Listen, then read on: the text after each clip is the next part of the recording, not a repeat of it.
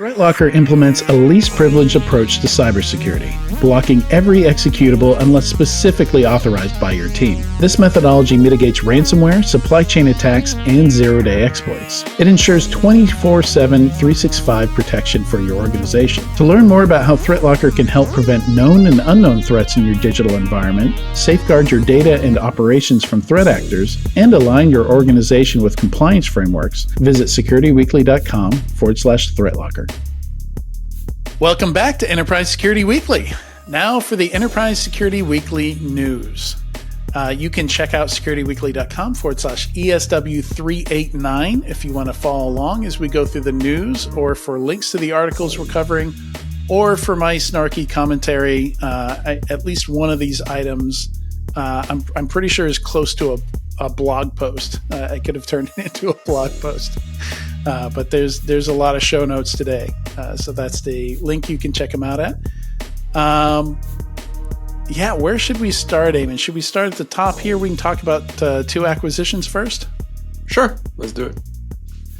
Yeah, so Veracode acquires Phylum. So, the acquisition itself, I'm not super interested in talking about. More kind of this acquisitions for 2025. So we've heard a lot of predictions this year. A lot of people who follow the market closely, more closely than I do, have been saying there's still a lot of companies out there probably not going to raise another round and are going to need an exit. They've got some end of runway. Maybe some of them can Netscope it, or whiz it, and they're doing well enough that they can, they have enough momentum to escape the gravity of needing another round of funding, and they've got enough revenue to keep things going. But yeah, it looks like maybe Phylum's one of these. And one of the key phrases we look for here is acquired certain assets with this acquisition. Mm-hmm. To me, that means, we can use some of your source code, maybe some of your engineers, maybe not. I wouldn't call it an employee an asset. I don't know. Maybe they are. But phrases like that sound to me like this is a bit of a fire sale. We don't have any runway left, and we just wanted to return something to the investors. Yeah. I mean, I'm actually looking at it from the other side too, where just Veracode, like, are they struggling to stay relevant? I see Veracode as, well, without saying anything declarative, but basically, like when they're going to acquire a company, why are they acquiring this company? What are they looking for? I think in the day of AI and some of these automatic code recommendation platforms, is this a move for them to stay relevant, right? So I guess I see it, so like everybody's moved into SCA here, so Phylum has some technology designed to identify malicious code in open source libraries. Mm-hmm. So that makes sense. We've already seen attackers go in that direction. In fact, one of the other stories we're going to talk about today is somebody, attackers adding malicious code to Chrome extensions. But yeah, I guess that makes sense. Veracode has had some of the best exits we've ever seen in cybersecurity. They got picked up by a PE shop and then handed off to another PE shop, like more than doubling their value in like 18 months or something like that. I forget the exact details when they were kind of passed back and forth. But yeah, huge company, built a lot of value. This is not a market I'm really in. I don't spend a whole lot of time on AppSec. So I'm not sure how they look in the market now. I definitely don't hear about them as much as I used to. Yeah. But yeah, to your point, Eamon, you can't really rest. Like every 5 years or so, and that's just a very general time frame thrown out there. Some interval, you got to kind of reinvent yourself. You got to do some acquisitions. You got to shake things up, which I think is really interesting in this industry, because every time I see a company go public, it seems like, public shareholders, they don't want you to shake things up. They don't want you to pivot. They don't want you to like rebuild the company, to stay relevant in the market. They want lower risk. So I think going public kind of hurts that. So that's the other trend I'm curious about this year. Which companies and how many cybersecurity companies we might see IPO Yeah, this I'm year. really curious about that too. Yeah. And their I mean, advisory team oh, sorry. yeah, I Eh, was going to say certainly the candidates seem clear, and we talked about it when I interviewed Mike Prevet at the end of 2024. We did our end of year market analysis.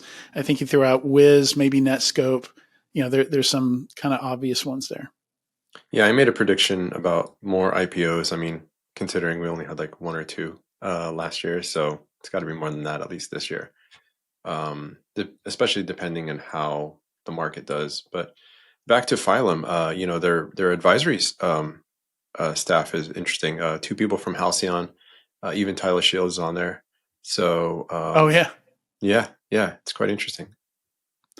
yeah, and also I mentioned Wiz potentially going public, and I just saw we didn't get this into the news items, but they just got a new CEO, and Oh, I assume it is like a public CEO, like that. There are a lot of signs when a company's wanting to go public, like they get uh, the biggest one is when they get a CFO. that's right. They Yeah, get a CFO yeah, that's gone public before. You might as well send out a press release. Yeah, we're prepping for IPO because there's a bunch of stuff you have to do to get ready for that. yeah, So it looks like maybe the CEO is the we're going to go public CEO. yeah, possibly. Also, one password acquired a company. Interesting. I'm surprised we haven't seen more of this. I think it was almost 2 years ago, sometime in 2022, they raised 620 million in a single round. They've raised almost $1 billion to date, 920 million. And this is after years and years of not raising any funding. This was a bootstrapped company for a long time, for 10, 15 years. And then they just decided to go nuts with the growth here. And the name of the company is, I guess, still Agile Bits. It's one of those kind of BlackBerry situations where, um, I guess in my mind somewhere they officially changed the name to One Password at some point. Your product gets so big, it might as well be your company name.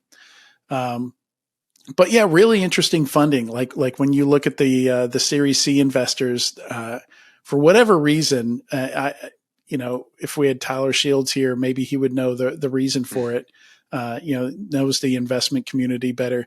But like it's a mix of Tiger Global, Lightspeed Venture, and then Matthew McConaughey, Ashton Kutcher, Scarlett Johansson, Justin Timberlake. So it's uh, and we've seen those folks invest in other markets, but it's interesting to see them in cybersecurity markets. So those are, I don't know, maybe we have some Matthew McConaughey one password commercials in our future, or Ryan Reynolds one password commercials. That's interesting. They'll come to RSA and give a talk, or some of these name brand some of the guest folks that we have at some of these conferences. We're like entering Hollywood folks. So yeah, it's interesting. Yeah. Yeah. And it wouldn't be the first time, right? Like we've Yeah, seen other celebrity, yeah, maybe not investors, but like evangelists. We've seen some evangelism from investors. I know Robert Downey Jr., I think is both a backer and an evangelist for a like personal cybersecurity startup, like one of these. mm, I forget if it was like a delete me competitor or something like that, okay. but something about protecting your own data, your own identity, and stuff like that. I forget the name of the company. It was like Aura or something like that. It starts with an A. And what are they trying to do with this acquisition? It looks like they're. I mean, this company is more of like a shadow IT kind of corporate IT kind of company, and it seems like they're looking to broaden their extension into the enterprise. So I'm really curious what they're going to do with this one password. Yeah, UK based company, and yeah, detecting shadow IT applications or software as a service applications. Mm-hmm. Yeah, the deal rationale is not super clear to me. I don't know the company well enough, so yeah, spotting shadow IT. I've used I these don't tools know. before. Yeah. Yeah, I mean, I guess that's adjacent to.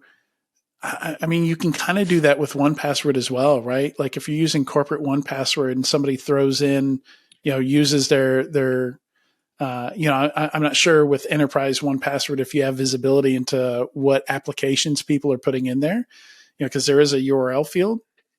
I So don't maybe know, you but see somebody using Dropbox or something like that, and they're not authorized to. yeah. You know, Well, like this that could be software, a source. yeah, well, this software does do that. So they have access management, like access reviews, onboarding, offboarding. So shadow mesh. So they basically hook up into your, say, workspace, and they'll see all the OAuth connections that you have at the company, or they'll look into Oh, really? your, So they do have visibility into that? not one password, but like the Trelica type Oh, okay. software I got would you. do that. I think that's why I'm thinking they're looking, it seems like they're trying to expand, right? They already expanded into secrets management for like actually managing secrets. One Password did a good job about that. That was genius. And now if they're going to expand into access management and everything, onboarding and offboarding, maybe they're even going to do SOC 2, like, hey, Yeah. compliance management. I mean, I don't know. So that it seems like an interesting avenue. Yeah, I mean, the secrets management, they kind of had to do that. LastPass had got into that. Like all their competitors got Hmm. into, kind of like the HashiCorp Vault Yeah, type products, the DevOps, like getting passwords out of scripts and things like that. So I think they were more forced into. Um, but yeah, it'll be interesting to see where they go with this. totally. All right, moving on. Let's see. I mentioned a couple tools here. I don't really see anything super deep to go in here. There's a free Google Workspace risk assessment tool. You just give it admin Yeah. access to your Google Workspace. Never heard of the company before. Yes ID. It looks like kind of a freemium type thing. They have identity and access management products, and this is like a loss leader way to get you using the company's products, I guess. Um, but yeah, I'd be a little hesitant not knowing the company very well, giving them admin access to things. But um, And and even then even Google real Workspace, sorry, even Google Workspace, I actually wanted to make a tool like this, and then I looked at Google Workspace's API, and there's certain things that you can't discover via API anyway. yeah, So it's such a closed garden that or you anyway. can't split But out. Yeah, so from a product perspective, I've dealt with some of these issues as well, where it's really hard to do least privilege when they divide up the API a certain way. Like maybe you need read only access to metadata, but you don't want to have control over it or something like that. Like you're at the whims of the you are, service. yeah. Yeah, yeah, and when you submit an application that can do something like this to Google, and I know this because I had to create the video and upload it to YouTube. They make you create a video explaining why you need these privileges Oh, in this application. So you have to justify yourself to Google when you submit one of these applications that grabs privileges on behalf of another company. And yeah, it has to be uploaded to YouTube. That's a requirement. did the Cyberhaven attacker have to do that? They did not, and we'll talk about why in just a moment here. Um, so the next tool, this is more of just a Google security engineering post, and we've got a couple interesting engineering posts here, Yeah. and they're generally talking about, we can't just get rid of C++ just yet, and am I talking about the right one here? I'm seeing something different here. Did I keep that one? Yeah, retrofitting spatial safety to hundreds of millions of lines of C++. Okay. Yeah. It's I by don't know Google. why I was somehow looking at it took me to a different post. I must have Hmm. clicked something. Yeah. So, yeah, a lot of the industry, yeah, just moved to Rust and everything. But yeah, there's so much code base still out there. I don't think we'll ever be free of C++. So it makes sense to put some effort into hardening libc++, for example, which is Hmm. what they're doing here. And they're just talking about like how many vulnerabilities they're able to remove and crack down on by adding some security checks at compile time, using they call it hardened libc++. Oh, So just yeah, huge amounts of attack surface they can remove by doing this. Which it's always great to see like low effort things you can do to remove yeah. attack surface. of course, moving to Rust will naturally do that. Moving to something like Go, we have entire languages that remove categories of attack types. Hmm. SQL injection, another one, depending on how you design your application, you can remove SQL injection as an attack concern. But yeah, good to see. Maybe better to. I shared this with the Application Security Weekly folks. They probably have more interesting things to say about it than I do, because You I'm know, just not in that world. I just recently I was talking to an engineer, non-security engineer, and he had a lot of discontent with people and their Rust evangelization. So I don't know. I wonder. Like, I'm curious. Like, how bad is everybody says, "Oh, I'm moving to Rust," and as a security person, we like it to at least on paper. But from an engineering perspective, is there? It seems like there's some friction out there with Yeah. Rust. Let's go ahead and jump down to story number 10. This is the Cyber Haven one that you teased Oh, and I've teased earlier. So um, headline: no security vendor wants to read. Data loss yeah. prevention startup says hackers published a malicious update to its Chrome extension that steals customer credentials. Hey, Yikes. you Where do we had one begin? job. This is one of those, times you see people pull out the meme. You had one job, guys. Yeah. Um, Yeah. Very painful. As I was saying in one of our earlier interviews, I love it when security companies get breached because we learn a lot. They tend to be Hmm. very transparent about what happened, how it happened, what they're doing to correct it. They kind of have to, because they're If they're security not vendors. public, They're if they're not selling public, security. yeah, yeah, Huh? yeah. If they're not public, sometimes public companies take a while. I Yeah. know there was a couple that took a while for them to own up. But anyway, yeah.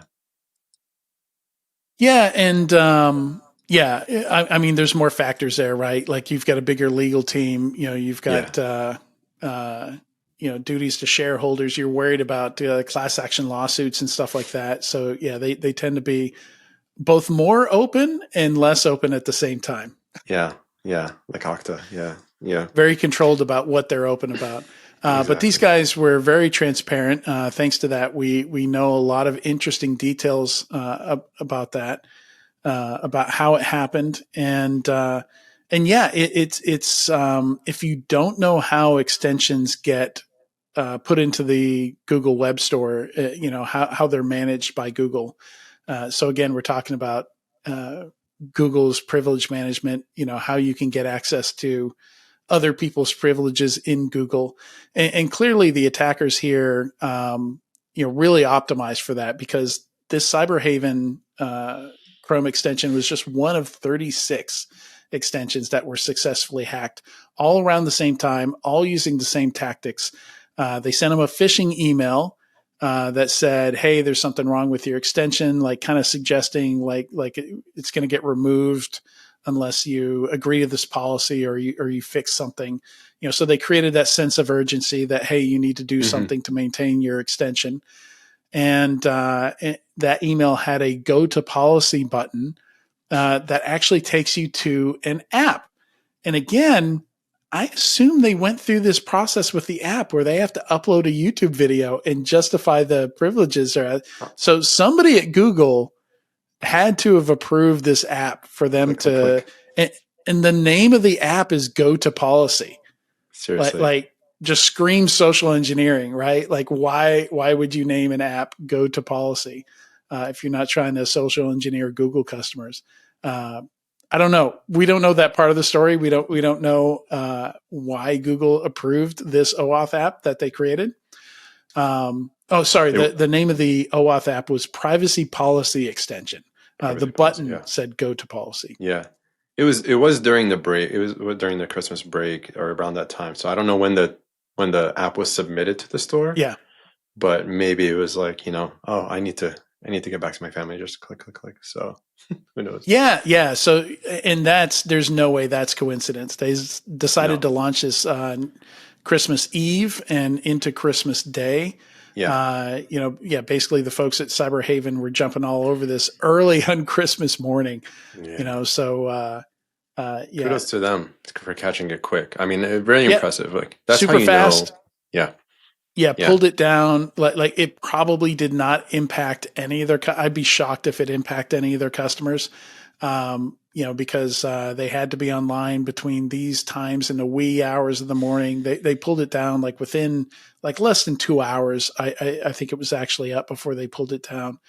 And so 10 out of 10 on the response here. Did a great yeah. job with the response. Very transparent. Notified customers the next day, the day after Christmas, both customers affected and not affected. So at least one customer was affected because they did split that into two different categories. Hmm. And so the kicker that came out of this is to hand over these privileges that the attackers needed to put a backdoor in their extension. Uh, no authentication was necessary. All they had to do was click a link and then click a button to approve that app. But there was no MFA check, no additional authentication. And on top of that, Cyberhaven in their postmortem said this employee had Google Advanced Protection enabled. So none of that stop this. The flow for approving this OAuth app just didn't require a whole lot of extra checks. Yeah, my mind is blown here. So I've used advanced protection before, and there's a lot of apps I can't use because I like say I wanted to connect my Airtable to my Gmail account. It won't let me do that, and that's Oh, really? yeah. There's a project I'm trying to do, and to like read all my email, and it wouldn't let me do that. So I'm and of course Google's advanced protection doesn't list all the things that it's blocking. I'm guessing when it was first created, right? Because of the email attacks, I think it was scoped to limit access to your inbox and things that you could do as your person. And it seems like this was a blind spot. The OAuth for Chrome extension management was missed as far as any of their like security protections. You know what I mean? Um, Yeah, and for a while, Chrome extensions have been kind of the Wild West, right? Like this yeah, comes up every still now and are. then. I've done several advisory calls on them.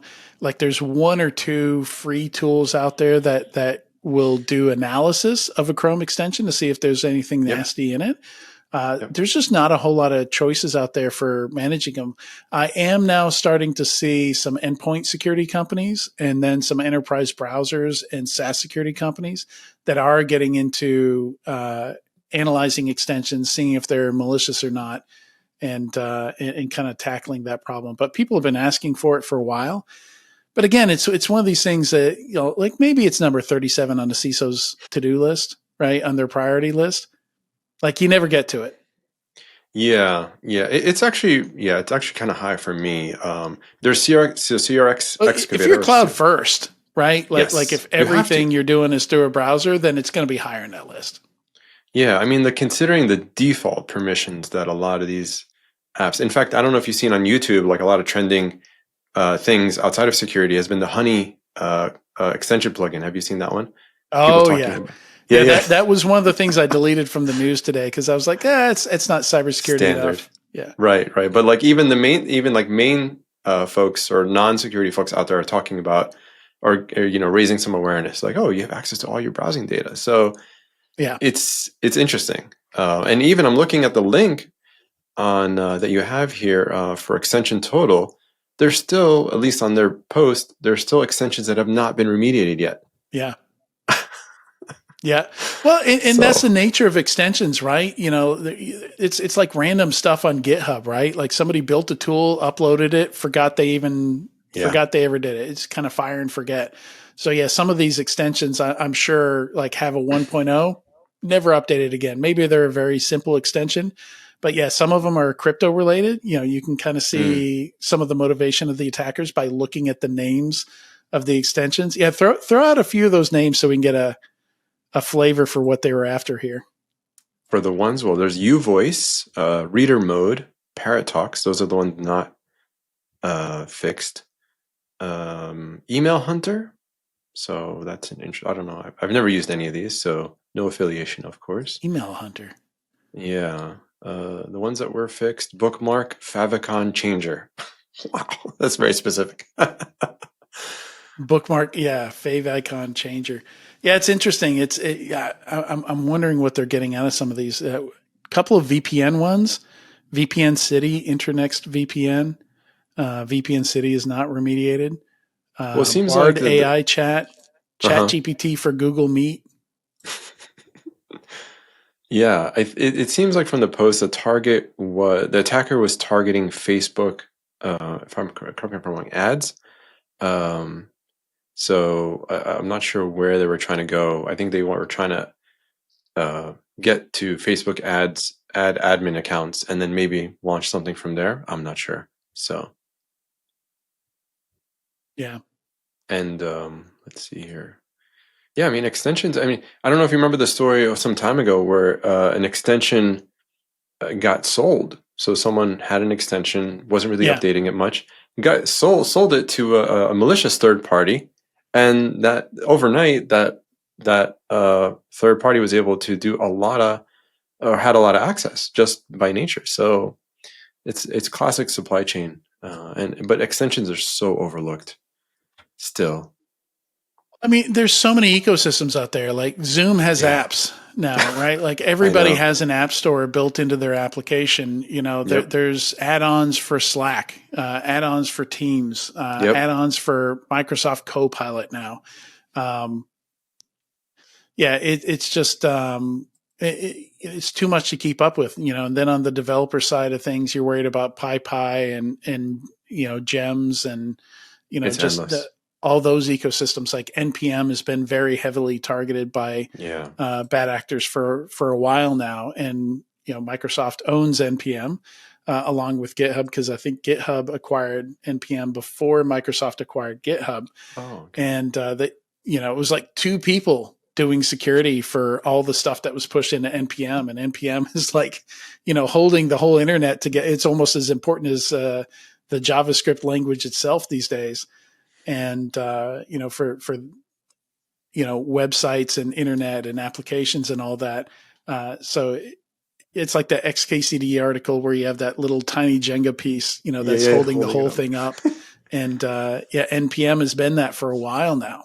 Yeah, But yeah, extensions too. I don't think extensions are as big as they used to be. Like I still use a couple, like for my entering passwords. So we were talking about 1Password. That's definitely one of those I have. So I don't have nearly as many extensions as I used to. But I think a lot of people still use at least one or two. yeah. And you hit a really good point on the app market inside other apps. I was working with a company once, a healthcare company that had to deal with HIPAA, and they were Yeah, using Freshdesk. And Freshdesk, as a customer support thing, which you could get access to PHI data depending on how you have it set up. right.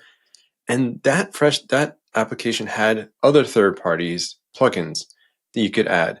And so even though you've reviewed Freshdesk from a vendor policy perspective, well, what about the plugin that you're using that's Fourth like parties. Yeah. fourth Fourth parties parties, that fifth parties. Yeah. exactly. And it's like, some little developer somewhere in the middle of America just pushing this app that, a single FA to into their app, and oh man, so it's Well, when but when Kaseya got hacked, there's mm, my kind of go-to example for fourth-party issues. There's yeah, a Swedish grocery store called Co-op. That basically had to close down. Their payment system went down, not because Co-op used Kaseya, but because the payment vendor used Kaseya. yeah, So they were probably completely unaware that their payment vendor was using it. But still, this impact to Kaseya was a direct impact on them, even if they didn't know that that was a fourth party or third party of a third party of theirs. yeah. So, It's like yeah. turtles all the way down. Ask me why I don't want a CISO gig right now. Yeah, yeah. Seriously. How are you supposed to tackle that kind of, like, all you can do is prepare for the worst and like have some kind of alternate payment vendor or something like that. Like it's all about resilience these days, right? Like at some point, it's hard to stop all of this stuff, so you end up just spending more time on recovery. Choose your battles. We Yeah. have to choose our battles.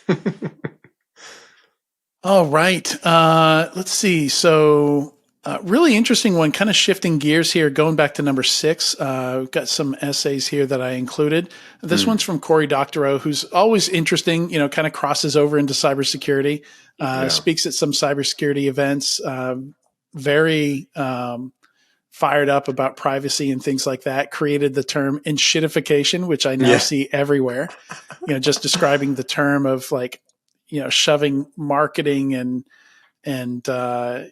advertisements and just technology and everything, making everything worse, right? Yeah. By monetizing everything.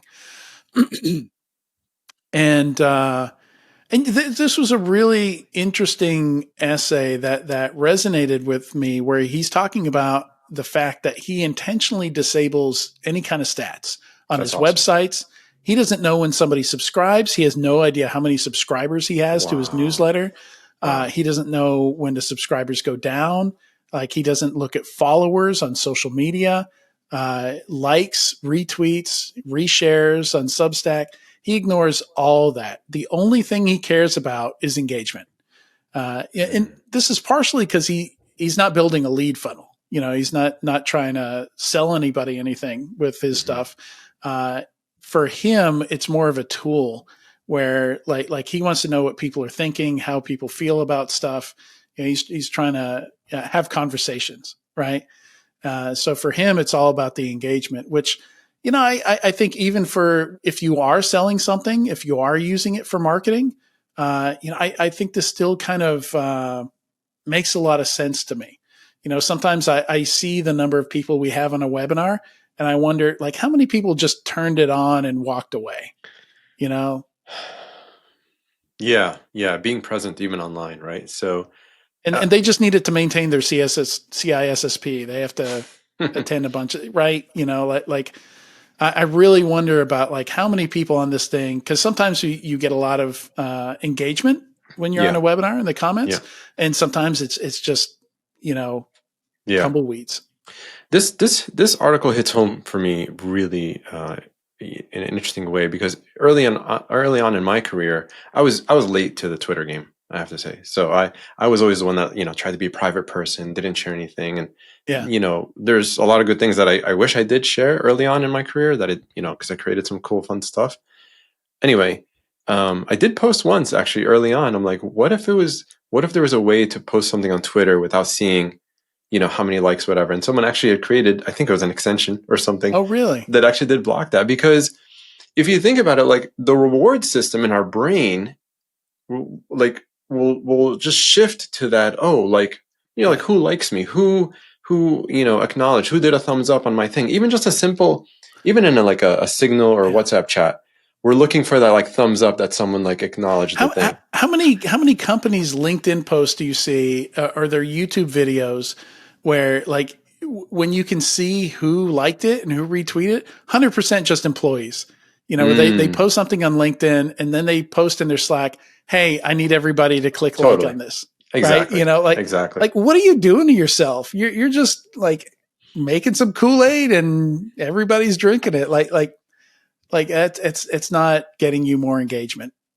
Yeah, yeah, and yeah, it's just about like, are you genuine or not, right? I think it Yeah. talks about the genuine. I mean, um, I look, think we look, should let things fail. Like if you are going to yeah, look at those stats, don't have any employees go and interact with it unless they actually care about it. Because like a lot of those comments, they just make it worse, right? It's like, yeah, we're totally going to infinity. Like this company's going to be right. huge. It's going to be amazing. And you're like, Well, it's gaming the so system. cringy.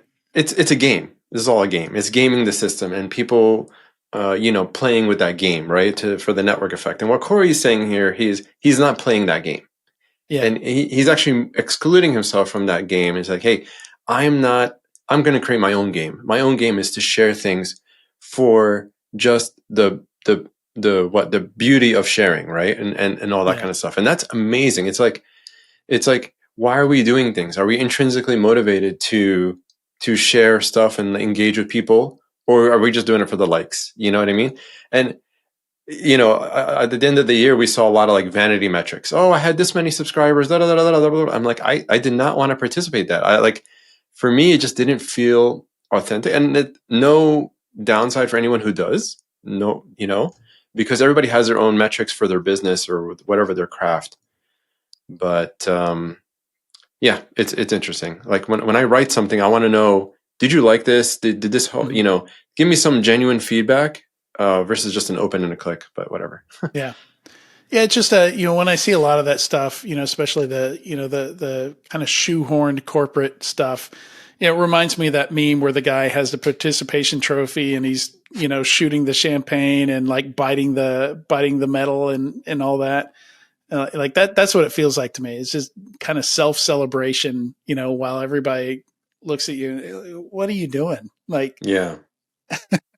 Well, I see it in kids too. I mean, like, my son's like, am I going to get a trophy at the end of this season? I'm like, can you just play the game just to enjoy the game?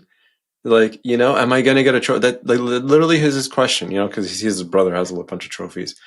But like, we can just buy you some trophy, like I've got some of those behind me. Like sure. right here, this Stratus Award. I created a fake cybersecurity company and Oh, bought that award. that's so cool.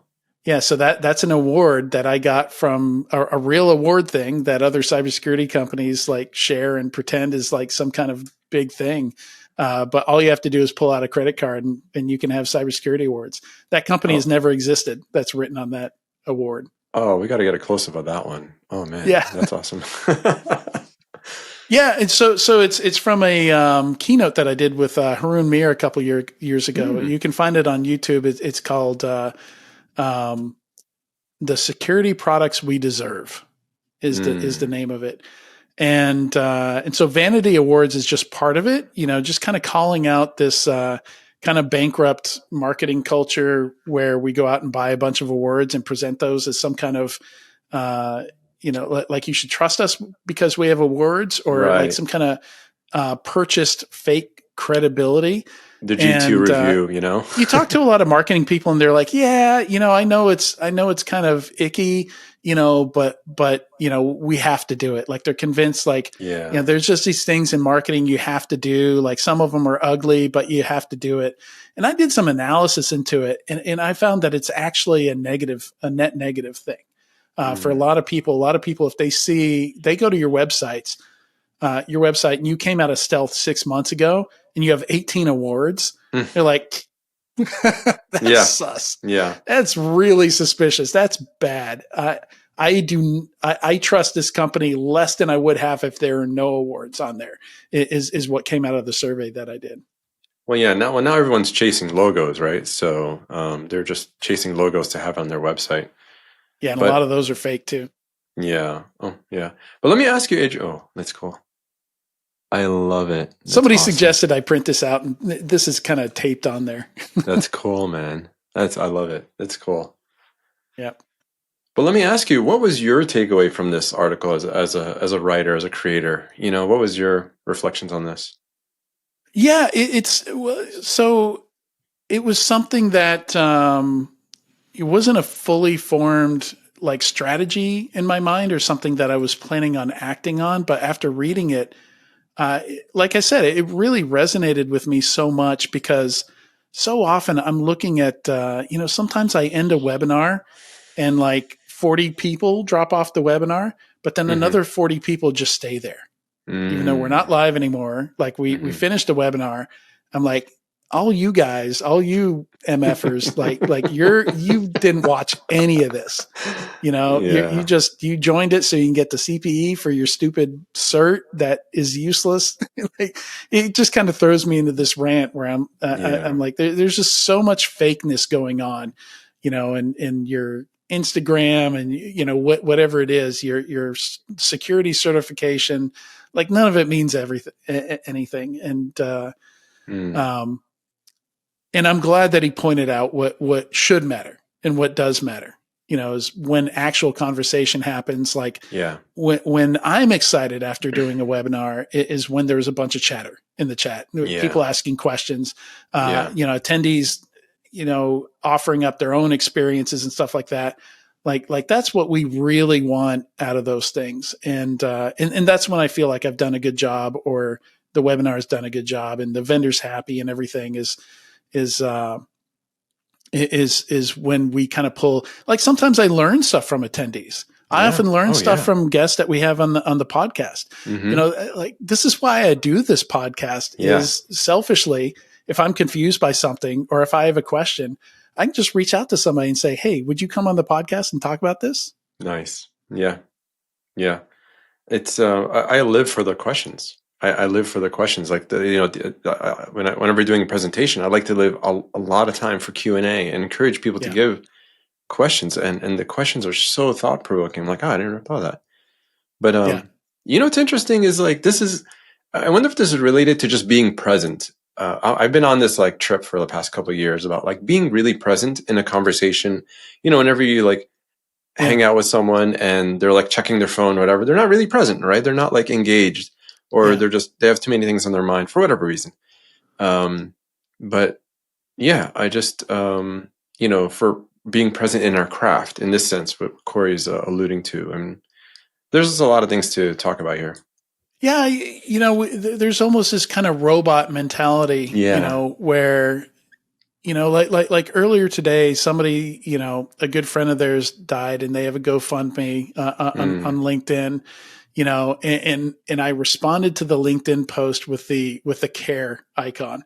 And I sat and looked at it for a couple seconds and I was like I shouldn't put that on there if I'm not gonna throw some money at this GoFundMe. So I had to go throw $100 at that GoFundMe. Okay. I'm like, this is disingenuous. Like this is, I'm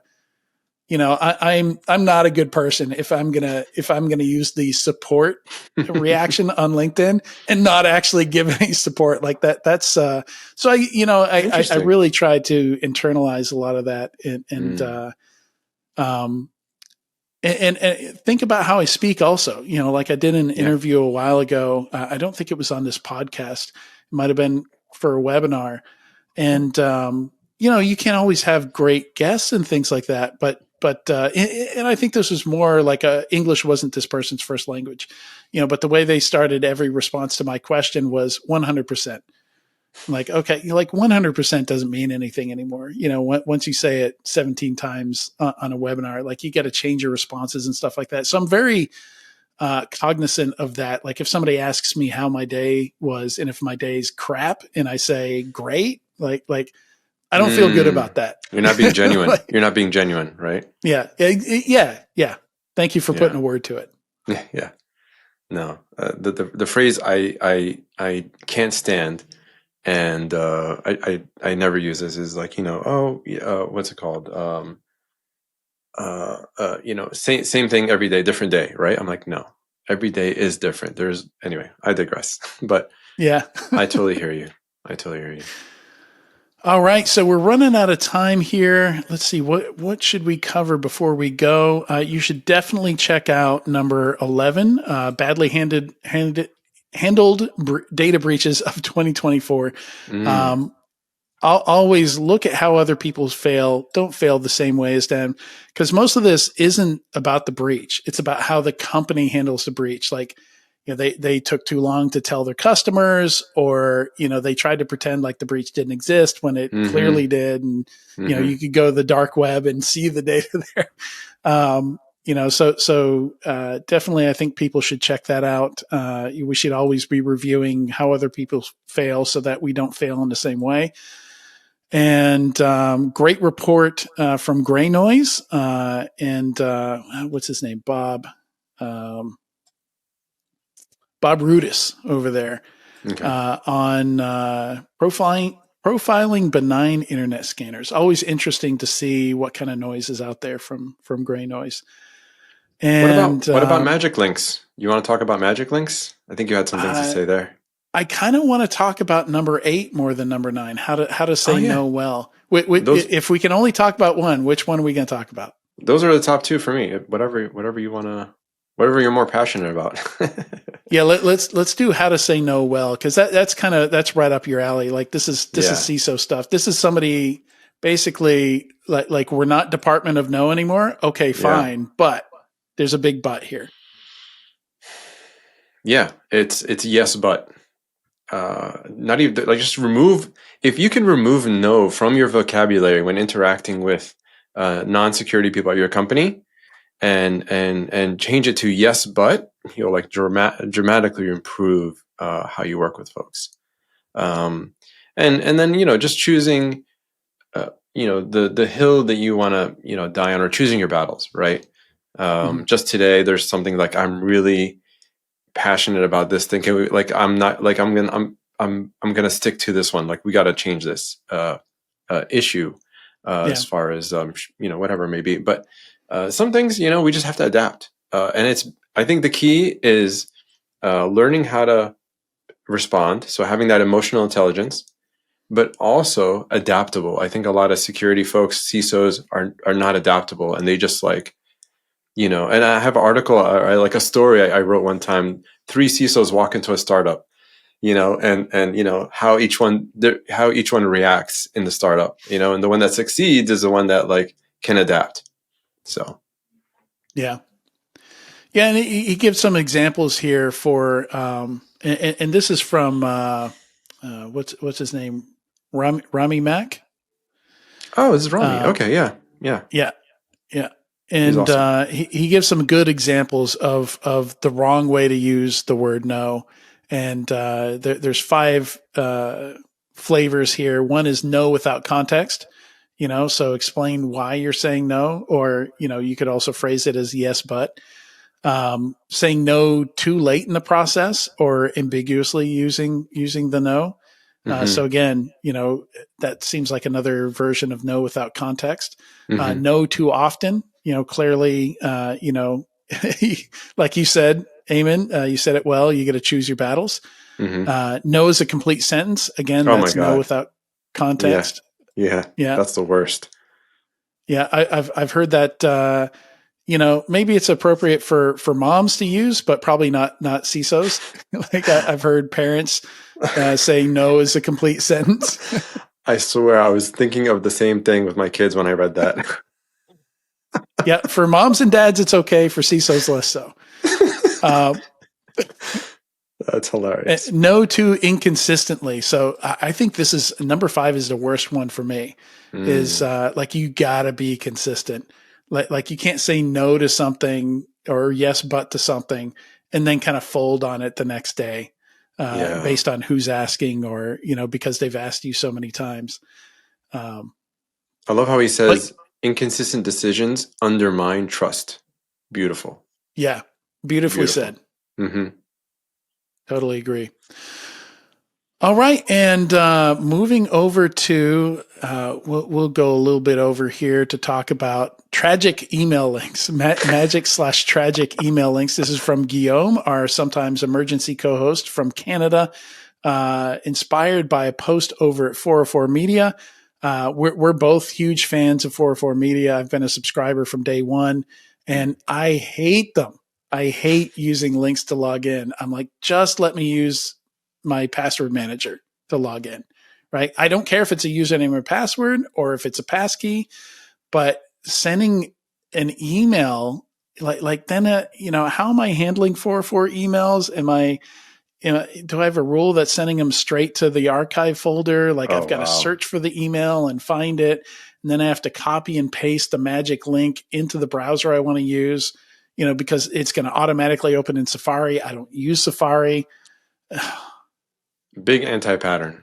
It's a big anti Yeah. pattern there. Yeah. I mean, talk about friction, you know? Yeah. But I love what he says about like, the person that wrote this is like the person that uses one laptop on one machine in one Yeah. place, like in one office. Yeah, I mean, I've got, I have an iPad. I just got a Google Pixel tablet. I Mm, have a Pixel phone. I have this weird, I don't have it on me right now, but I've got this weird e-ink phone. I've got a Boox, I'm going to blank on the name of it, but it's like, I use Kindle on it. I the do. remarkable. The remarkable. Is that what you No, said? no, it's a Oh. phone. Oh, It's the okay, cool. size and shape of a smartphone. Oh, wow. So it's pretty much the same size as my iPhone, but it has an e-ink display and it runs Android. Hmm. So you can just install Android apps. Um, uh, Point being, I've got a ton of different devices, and they all have my email on them pretty much. And so I'll see something from 404 Media, or, I also see a lot of 404 stuff on Mastodon, and I'll click Hmm. the link there, and I can't read the article.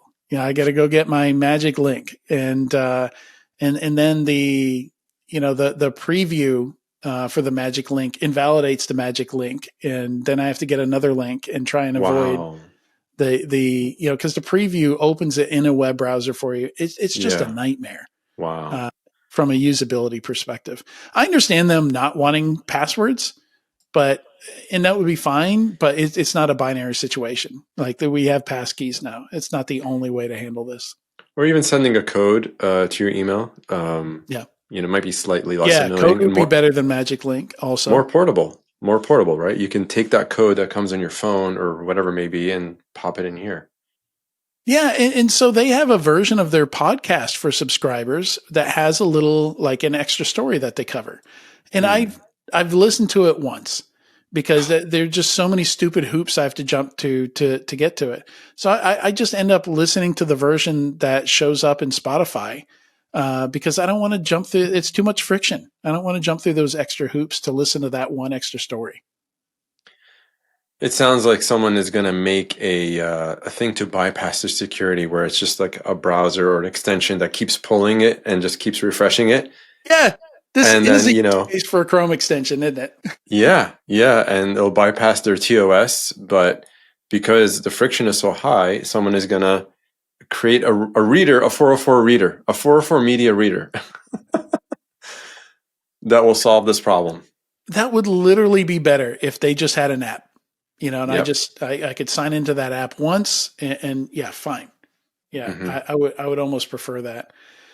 Or if there's some way to integrate with a reader app, like I still use what's it called? Feedly. Like if there was some way to build it into Feedly, where now all I have to do is log into Feedly, and it uses, like, I only had to use the magic link once.